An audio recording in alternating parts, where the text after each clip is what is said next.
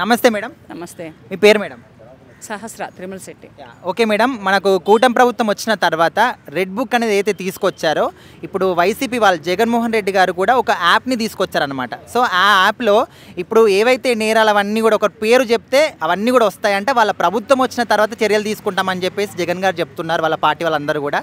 So మరి ఇది ఎంతవరకు సక్సెస్ అవుతుంది అనుకుంటున్నారు? ఇటువంటి యాప్లు తీసుకొచ్చి ఇటువంటి బెదిరింపులు బెదిరిస్తే ఎవరైనా ఓటేసి గెలిపిస్తారా?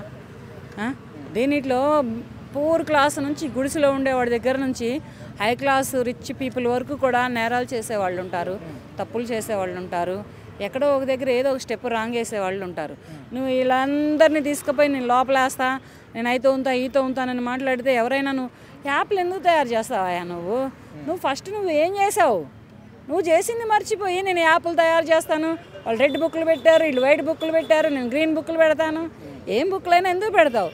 ఎలా చేస్తావు యాప్లు తయారు? నువ్వు అంటే యాప్లు చేసి వదిలేసేస్తే నీ యాప్లు ఎవడబడితే వాడు వచ్చి నీ మీద కంప్లైంట్ ఇస్తే, ఒకళ్ళ మీద కంప్లైంట్ ఇస్తే నువ్వు తీసుకుపోయి లోపల వేస్తావా?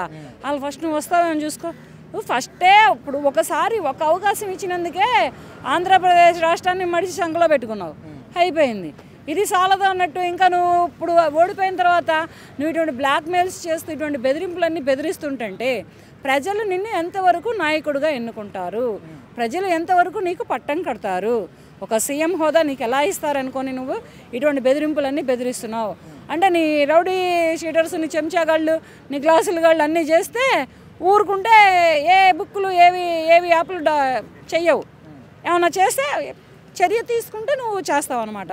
అంటే రెడ్ బుక్ పెట్టి ఇప్పుడు మీరు బెదిరిస్తున్నారు కదా, అందరినీ పంతం పడతాం, ఒక్కొక్క పేజ్ చింపేస్తాం, అందరినీ కూడా అరెస్ట్ చేస్తామని చెప్పేసి. సో అదే తరహాలో మేము కూడా మా యాప్ తీసుకొస్తాం, అందులో కూడా మేము అందరిని ఒక్కొక్క పేరు ఇదే విధంగా చేస్తామని చెప్పేసి చెప్తున్నారు.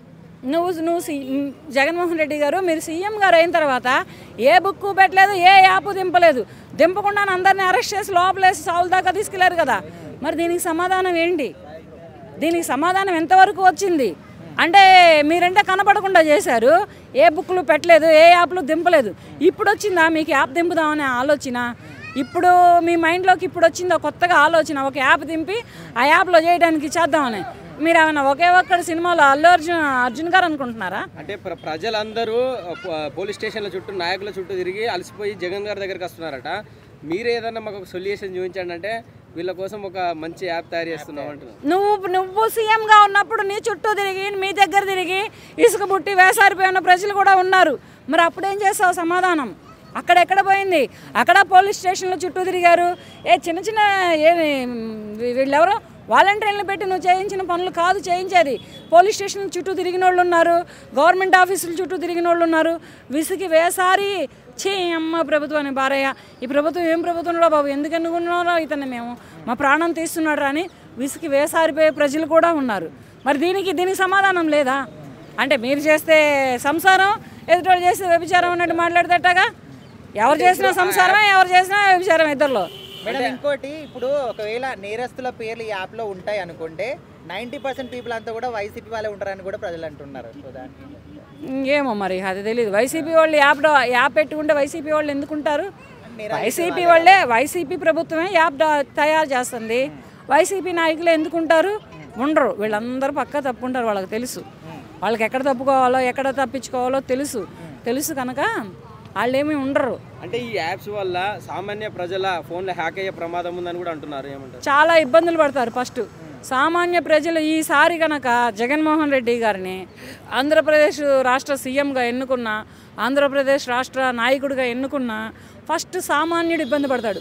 ఒక ఆటో నడిపేవాడు, ఒక చిన్న చితక వ్యాపారం చేసుకునేవాడు, ఒక ఇడ్లీ కొట్టోడు ఫస్ట్ కింద స్థాయి నుంచి ఇబ్బంది పడతాం మొదలు పెడతాడు. అప్పుడు పట్టుకుంటాడు అన్నమాట తలకాయ. సరే ఒక్క అవకాశం ఇమ్మని అన్నావు, రెండో అవకాశం ఇస్తే మాకు తినిపిస్తున్నావు కదరా, ఏందిరా మాకు ఈ కర్మ అని అప్పుడు ఫీల్ అవుతారు ప్రజలు. అయినా ప్రజలంతటి అవకాశం ఇవ్వరు అని నేను అనుకుంటున్నాను. ఇక ఇస్తే ప్రజలంతటి అమాయకులు అయితే ఎవరు లేరు.